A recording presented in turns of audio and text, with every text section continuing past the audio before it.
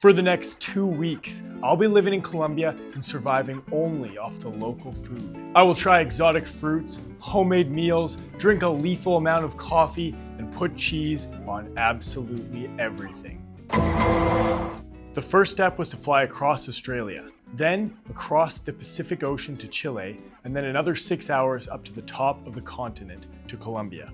Well, the food in the airport and the airplane was pretty disappointing. We had a Colombian staple waiting for us when we arrived. Despite it being almost midnight, my mother-in-law had prepared us ajiaco. Ajiaco is one of Colombia's most beloved soups, especially in Bogota. It is a hearty Colombian chicken soup made with 3 types of potatoes, corn on the cob, and a local herb called guasca. It's usually served with avocado, and just like most meals in Colombia, it comes with a side of rice. Another important note is that in Colombia, every single meal is served with fresh fruit juice, and this meal we had mandarin juice. Before I tell you about the first full day of eating in Colombia, I need to explain the Colombian eating schedule, because it's pretty intense. In Colombia, they eat 5 meals a day. The first is breakfast, followed by a small snack known as onces. The history behind this snack is pretty interesting. The name onces comes from the early 1800s when men secretly drank aguardiente, a Colombian liquor, in the early afternoons. To hide it, they called it las once, which is code for the 11 letters in the word aguardiente. For most people, the drinking got phased out, but the tradition of stopping for a light snack stayed. And even though I'm not working a hard labor job, I will still be partaking in onces. After the first onces, you have lunch, which is by far the biggest meal of the day. It's at least 2 courses, and you usually feel full after the first one. After lunch, you have the second onces, somewhere between 4 and 6 p.m. And once you finish that, it's finally time for dinner. Dinner is typically leftovers from lunch, and it's supposed to be a smaller portion than the lunchtime, but somehow I always find myself with a massive plate for dinner. Now, we roughly followed this schedule every day, but we were visiting a lot of family during this. And when you're visiting someone, you have to eat something at their house. At the very minimum, if you go over to someone's house, you can get away with just having a glass of juice, but it's way more likely that you're gonna have a coffee, a snack, or a full-blown meal before you leave. On our first day in Colombia, we were up super early from a bit of jet lag. The first thing I ate was a granadilla. A granadilla is like a super sweet passion fruit that has the texture of frog eggs. Colombia is full of incredible tasting fruit, most of which you'll probably never have heard of unless you've been to Colombia. If you walk around the fruit market as a foreigner, you'll be handed samples of strange fruits non-stop. And somehow, the biggest selling point for all of these fruits is that they're aphrodisiacs. But that's just what the vendors tell me. I also enjoyed a fresh cup of black coffee with sugar, which is called tinto, with the Colombian morning tradition of horrific news stories being played in the background. It seems like no matter what time I wake up in the morning, my mother-in-law already has a cup of coffee waiting for me. I don't know how she does it, but I'm not complaining. We then went out for a quick walk around the neighborhood and stopped in the local bakery to pick up some fresh bread. As soon as we got back, breakfast was served: oatmeal with yogurt, berries, and a plate of scrambled eggs with rice. With this, I also had a glass of fresh orange juice, a cup of coffee with milk, and 2 slices of fresh bread. Once that was over, I had another cup of tinto to wrap up breakfast. Next, we were off to see some family, and at our first stop, we had a glass of fresh passion fruit juice. One more stop called for another tinto, and then it was time for lunch. Lunch started off with a big bowl of soup called sopa de arroz, or rice soup. This is a light soup with chicken broth, vegetables, and rice. The main course was potatoes, rice, steak with tomatoes and onions, and a small salad. I had 2 plates, and we also had fresh pineapple juice. For the next onces, I had hot chocolate with a big chunk of cheese in it. This seems a bit strange, but it's very popular in Colombia, and it's actually delicious. After you drink your hot chocolate, you have a huge glob of melted chocolatey cheese at the bottom to enjoy. This was served alongside another very popular Colombian tradition: Turkish soap operas dubbed in Spanish. And of course, another piece of bread along with that. Dinner was not too long after that, and we had the exact same thing as lunch, except with an extra piece of grilled chicken and fried plantain added to it. And there were also a few pieces of pineapple for dessert. Day 2 started off with a plate of fresh papaya, orange juice, another granadilla, and of course a cup of black coffee. Breakfast was served up quickly after, which was coffee with milk, egg, cheese, and arepa. Arepas are another Colombian staple. or Venezuelan, depending on who you ask. But don't bring it up, it's a very controversial topic for both cultures. Personally, I don't care where they come from. I've had so many different kinds, and I'm yet to try a bad one. The arepa is kind of like a cornmeal pancake that can be grilled, baked, or fried, can be eaten plain or stuffed with cheese, meat, or pretty much anything else you can think of. Like a cross between a tortilla and cornbread, they can be served pretty much at any meal. I had a watermelon snack before my favorite Colombian lunch, arroz con toro. This is like Colombian version of fried rice, and it's basically just rice combined with a variety of meats and vegetables. Absolutely delicious, and this was served with a side of fried plantain and chips. To drink with this meal, I had salpicón, which is like fruit salad drowning in fruit punch. After lunch, we were off to a wedding, and before I left, I sucked down some more frog eggs. I didn't record much of the wedding, things got a little wild, but we had a ton of delicious food and drinks while we were there. Day 3 began the same way with fresh fruit and hot coffee. I then had 2 fried eggs on a bed of leftover rice, another arepa, and a coffee with milk. We spent the morning visiting with family, and I got to indulge in a lot more fresh fruit. For lunch, we had cow tongue with rice, salad, and patacones, which are fried green plantains with salt, super crunchy and delicious, and one of my favorite side dishes for any meal. This was served with fresh lulo juice. This is another uniquely Colombian fruit that kind of tastes like a cross between a kiwi and a lime. Lunch was followed by another tinto, a cube of cuajada, which is soft cheese that is usually eaten with honey. It's very similar to cottage cheese without the liquid.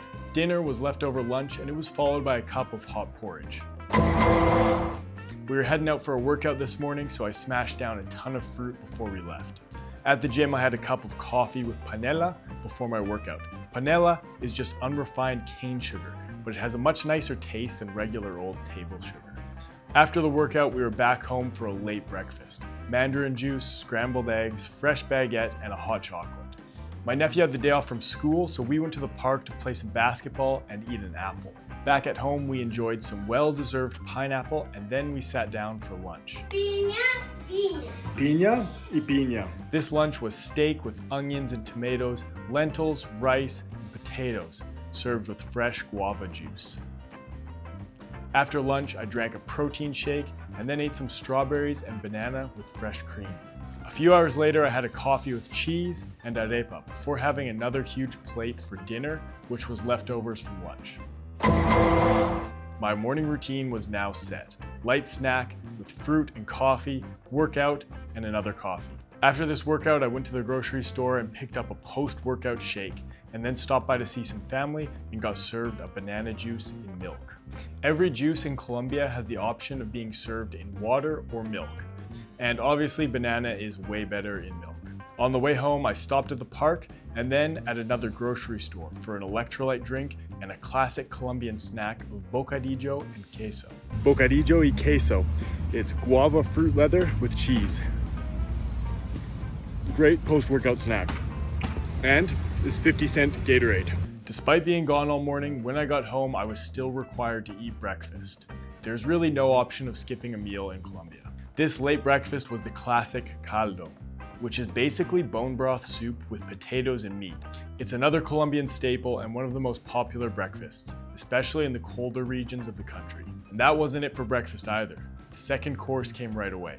Scrambled eggs with corn, fresh bread, and another coffee. I then went to the park with my nephews to burn off some of the food because just 1 hour later, it was lunchtime. You might be noticing a pattern now.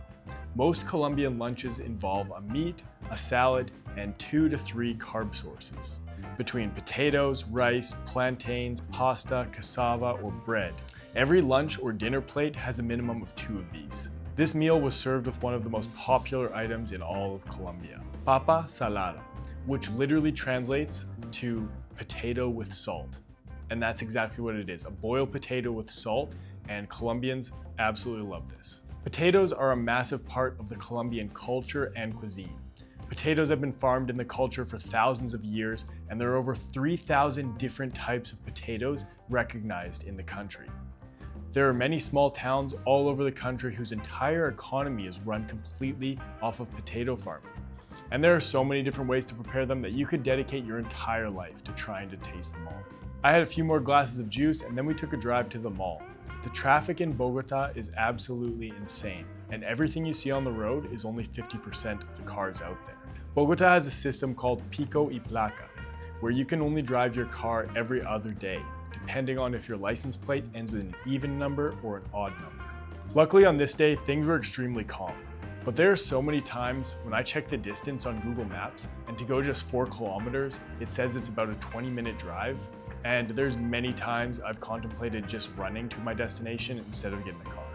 Our first stop was Juan Valdez, which is like the Colombian version of Starbucks. It's good coffee, but a bit overpriced, and it doesn't quite hit the same as the old lady selling coffee on the street corner out of a thermos from the 1960s. For dinner, we went to a super popular restaurant called Crepes and Waffles. They serve a huge variety of both sweet and savory crepes and waffles. I got a savory one and my wife got a sweet one. One interesting thing about this restaurant is that they only hire single mothers. We left the mall at rush hour, and our previous 20-minute drive now was 40 minutes to get back home. One major difference in the Colombian culture is that if you look in anyone's fridge or pantry, there's very little food. And that's not because they don't like to eat, as you've clearly seen. It's because it's common to go out for groceries almost every day. You might think it's a bit inconvenient, but almost every single street in the city has a butcher shop, a fresh fruit and veg shop, and a bakery. So instead of buying your food for the week, people just go out and buy fresh ingredients for the meal they are making that day. Also, on almost every street corner, there are food vendors selling everything from fresh squeezed orange juice to coffee to full meals. So if you don't want to cook something at home, you can most likely walk right out your front door and pick up something to eat. I had another coffee after my workout and then went back to the grocery store for a post-workout snack. One of my favorite things to do in a new country is simply just walk around the grocery store. I really enjoy seeing new types of food, snacks, and different versions of things I already eat back home. I made another stop at the bakery for a fresh loaf of bread for when I stopped to visit some family. And of course, if you stop for a visit, you're going to get fed, and I ate some fresh bread with cured bacon and a banana smoothie. And again, when I got home, I had hot eggs and a fresh glass of orange juice waiting for me. Shortly after was lunch, where I had a vegetable and potato soup with a plate of meat, rice, pasta, and a glass of mora juice, which is kind of like a cross between a blackberry and a raspberry. My afternoon snack was hot chocolate and bread, followed by leftovers for dinner while watching MasterChef Celebrity Colombia. The two most popular nighttime shows in Colombia are MasterChef and Desafío, which is basically like the Colombian version of Survivor. They both put out a brand new episode every single night, and you can tell a lot about a person by which show they watch. My mornings were looking fairly consistent now. It was pretty much just an onslaught of food and coffee, with me desperately trying to be active enough so that I could burn off a bit of energy and prepare for the next meal.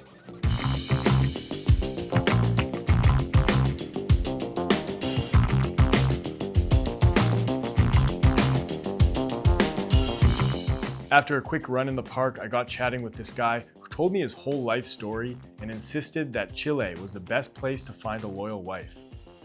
Maybe too loyal in his opinion. I then picked up a Pony Malta, which is a soft drink that tastes like a caramel-flavored non-alcoholic beer. It's one of those things that you probably won't like if you didn't grow up with it. And I didn't grow up with it. Lunch was ready as soon as I got home, and it was a good one. Pureed vegetable soup with a hearty plate of rice, beans, salad, and ribs. For dessert, we had oblea, which is your choice of jam, caramel, condensed milk, or other sweet sauces sandwiched between 2 wafers. These are typically sold in the center square of every small town. Later on in the afternoon, I picked up 3 different snacks. Tomato-flavored maicitos, which are corn chips, popetas, which are cheese and caramel-flavored popcorn,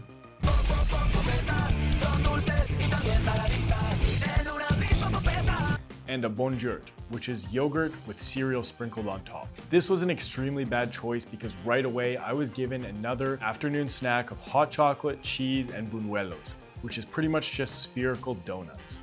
Dinner was a plate of leftovers with an extra egg, a mango, and an episode of MasterChef. This morning was our last workout of the trip, so we caught up with some of our friends from the gym for breakfast. I had eggs, arepa, and a chicken-filled pastry, and one of my absolute favorite juices, guanabana in milk.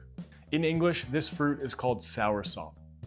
After breakfast, I went for a quick run and then picked up a lemonade and some candies. I then went for a haircut, and during my haircut, they gave me a Colombiana, which is a cream soda that's super popular in Colombia. Lunch was vegetable and oat soup with lulo juice, and this wild plate of assorted potatoes and root vegetables with rice. After a quick nap, I had a cookie with jam inside, hot chocolate, more bread, cheese, and pan de bono, which is another cheese-infused bread. Dinner was leftovers with some roast chicken added in, and another one of my favorite juices, curuba in milk. Curuba is known as the banana passion fruit in English, and has such a unique, sweet, and tangy flavor. Oh, and after this, there was actually a second dinner of beef, rice, scrambled eggs with spinach, and the famous papa criolla, the little yellow potato. Today was Saturday morning, and one weekend tradition is the tamal, which is sold in these giant pots on every street corner. The tamal is corn dough filled with meats, vegetables, rice, and spices, wrapped in banana leaves and steamed. It's delicious, but we didn't have time for it today because we were leaving town to go on an adventure. We rented an Airbnb for the weekend in one of the more tropical areas of the country, just 85 kilometers away. Colombia is so mountainous and there's such big differences in elevation that just 85 kilometers away can have insanely different climate. We were going from 15 degrees cloudy and rainy to 38 and humid. Despite being only 85 kilometers away, this drive was set to take us 3 hours. Even if the traffic isn't bad, the roads run right through the mountains and you have tons of curves, making your average speed around 30 kilometers an hour. Another interesting thing about Colombia is that you don't have to use a seatbelt unless you're sitting in the front seat. And there's no car seats for kids either. Cycling is a super popular sport in Colombia, and the Colombian riders are extremely dominant. And you can see why. If people are making their daily commute up and over mountains at 3,000 meters of elevation, their cardio is going to be insane. Once we got out of the city, the landscape quickly changed and we had to stop for lunch. No Colombian road trip is complete without a stop to the roadside barbecue restaurant. I got this plate filled with all sorts of meats, potatoes, plantains, and one of my favorite Colombian foods, morcilla. Morcilla is made with pork blood, rice, onions, and spices, stuffed into a sausage casing and then grilled, kind of like black pudding. Our Airbnb was in a beautiful location with some friendly dogs and fresh fruit trees growing all over the property. We spent the evening exploring, playing in the pool, and we grilled up some burgers for dinner. My nephew and I were up bright and early and decided to make fresh bread for everyone for breakfast. We ate that with eggs, caramel, and a few other snacks. We made fresh lemonade from the lemons on the tree outside and spent the whole day playing in the pool. We had a big hearty lunch, made ice cream sundaes, and then went to explore the small town. There was a dance festival going on this weekend, so we watched that and ate obleas with all the fixings.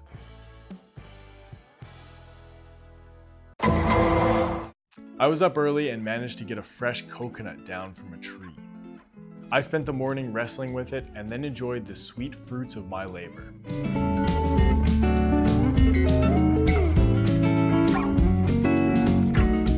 After a big breakfast and lunch and plenty of pool time, I had a cola y pola, which is a drink consisting of half Colombiana cream soda and half Águila beer. We hit the road after that, and yes, people are driving on both sides of the road here. Since this was a long weekend and there was so much traffic going back into Bogota, they closed the outgoing lane for the day and had 2 lanes driving back into the city. Despite the extra lane, traffic was still moving extremely slow. And remember the pico y placa system? Well, it came back to haunt us. Today was our unlucky day, and due to our license plate, we had to wait until 8 p.m. to re-enter the city.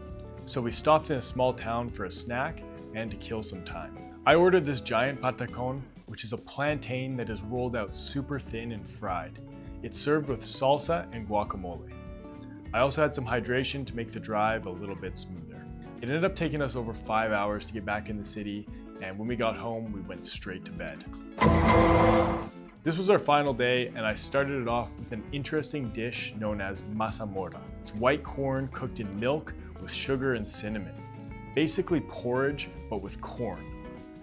We spent the whole day hanging out with family, and the only other unique thing I ate on this day was the Colombian fruit salad. I got this one to go, so the presentation wasn't quite there, but here's what it's supposed to look like.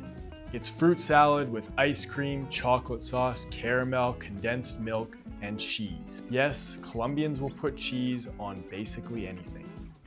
Over the course of these 2 weeks, I had 34 coffees for an average of 3 per day. I did some rough estimates and found that I ate an average of 3,875 calories a day with 595 grams of carbs, 178 grams of protein, and 135 grams of fat. My biggest day was just over 4,700 calories. This was an amazing trip and I tried so many delicious foods. Colombian food isn't always the most extravagant or complex, but it's always delicious. One big misconception is that people think Colombian food is spicy. There are a few regions in the country that make some spicy foods, but for the vast majority does not use spice. In fact, most of the cooking uses very little seasonings at all. Most things are just seasoned with salt and maybe some onions or herbs. And it's actually really nice because you get the full flavor of every ingredient and there isn't one flavor completely overpowering the whole meal.